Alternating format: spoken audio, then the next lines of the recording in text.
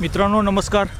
माझ्या मॉडर्न गोट फार्मिंग चॅनलमध्ये मी आपले मनापासून स्वागत करतो आहे. मित्रांनो, जर चॅनलवर माझ्या फर्स्ट टाईम असेल तर चॅनलला सबस्क्राईब करा आणि जे ऑलरेडी माझ्या चॅनलचे सबस्क्रायबर आहेत त्यांनी माझ्या चॅनलची माहिती आपल्या शेतकरी बांधवांना किंवा जे नवीन शेळी पालन करण्यासाठी इच्छुक आहेत किंवा जे व्यवसायासाठी संधी शोधत आहेत तर त्यांच्यासाठी हा मी व्हिडिओ बनवत आहे.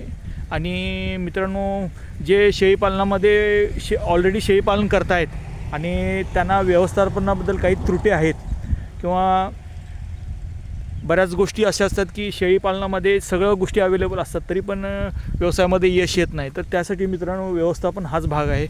सर्व प्रकारे आपण जर शेळीपालनामध्ये शेडचं व्यवस्थापन, चारा व्यवस्थापन, खाद्य म्हणजे पशु आहार किंवा त्यांचं दूध व्यवस्थापन किंवा त्यांचं मेडिसिन, त्यांचा व्हॅक्सिनेशन, त्यांचं सर्व जे काही गोष्टी असतात म्हणजे लेंडी व्यवस्थापन, तर हे सर्व गोष्टी मित्रांनो खूप महत्त्वाच्या असतात. व्यवस्थापन जर असेल तर कुठल्याही व्यवसायात यश येतं मित्रांनो. आणि सर्व गोष्टी फेल होतात, तर ह्याचं कारण हेच आहे की व्यवसायामध्ये चुकीच्या पद्धतीनं व्यवस्थापन केल्यामुळे अपयश येतं आणि तसं होऊ नये म्हणून आपल्याला व्यवस्थापनामध्ये चांगल्या प्रकारे यश मिळवायला पाहिजे. तर हा आपला डिसेंबर महिना आहे आणि डिसेंबर महिन्यात आपल्याला शेळीपालनामध्ये कशा पद्धतीने व्यवस्थापन करता येईल तर यासाठी मी हा व्हिडिओ बनवत आहे. तर आज ह्या डिसेंबर महिन्यात मित्रांनो आपल्याला माहिती की हा थंडीचा सीझन आहे आणि थंडीमध्ये आपल्याला एक विशेष अशी आपल्या शेडची काळजी घ्यावी लागते आणि जनावरांना किंवा आपल्या शेळींना हे म्हणजे आपण काय म्हणतो की जनावरांना व्यवस्थित थंडीपासून संरक्षण करणं हे आपलं महत्त्वाचा उद्देश आहे. तर डिसेंबर महिन्यामध्ये आपल्याकडे सगळीकडे हवामान थंड असतं आणि थंडीमध्ये आपल्या शेळ्यांचं काळजी घेतली पाहिजे. शेडचं व्यवस्थित ताडपत्रीनं झाकून घेतली पाहिजे. पाणी आपल्या शेडमध्ये साचलं नाही पाहिजे किंवा त्यांचं मूत्र जे आहे ते व्यवस्थितपणे निचरा झालं पाहिजे किंवा जे काही आहार आहे ते पण व्यवस्थितपणे साठवून ठेवला पाहिजे. तर ह्या सर्व गोष्टी असतात. तर डिसेंबर महिन्यात आपल्याला काय करायचं आहे की हा डिसेंबर महिन्यामध्ये पहिलं म्हणजे आपण शेळ्यांचं संरक्षण केलं पाहिजे थंडीपासून. ऑलरेडी सर्व व्हिडिओ माझ्या चॅनलवर आहेत तर ते तुम्ही पण पहा. पण हा डिसेंबर महिन्यात आहे, थोडं रिव्हिजन होऊ दे किंवा व्यवस्थापनामध्ये थोडंसं की पॉईंट्स लक्षात येऊ देत म्हणून हा व्हिडिओ बनवत आहे. तर शेळ्यांचं व्यवस्थापनामध्ये शेडचं नियोजन व्यवस्थित करा. थंडीपासून चांगल्या प्रकारे संरक्षण त्यांचं करा. दुसरा आहे की शेळ्यांना आपल्याला बोकड जो आहे तो आपण शेळ्यांपासून थोडासा बाजूला ठेवा आणि जे ऑलरेडी वेत झालेले आहेत त्या वेतांची विशेष अशी काळजी घ्या. त्यांना पूरक आहार द्या, त्यांची विशेष काळजी घ्या. करडांचं व्यवस्थित थंडीपासून संरक्षण करा. त्यांना व्यवस्थित संरक्षण बाह्य प्राण्यापासून संरक्षण करता येईल तर त्याप्रमाणे काळजी घ्या. त्यांना वेळच्या वेळी दूध किंवा त्यांचं आहार किंवा त्यांचं मेडिसिन हे सर्व जंतू निर्मूलन हे सर्व गोष्टी आपण व्यवस्थित लक्ष ठेवलं पाहिजेत. तर डिसेंबर महिन्यामध्ये आपल्याला महत्त्वाचं म्हणजे थंडीपासून संरक्षण केलं पाहिजे. त्याच्यानंतर आहाराकडे व्यवस्थित लक्ष दिलं पाहिजे. बोकडचं शेळ्यापासून दूर ठेवला पाहिजे आणि झाडपाला जास्त करून द्या. हिरवा चारा, वाळला चारा, पशुखाद्य हे त्याप्रमाणे क्वांटिटी ठराविक त्या वेळेत द्या आणि त्यांच्या आहाराकडे लक्ष द्या.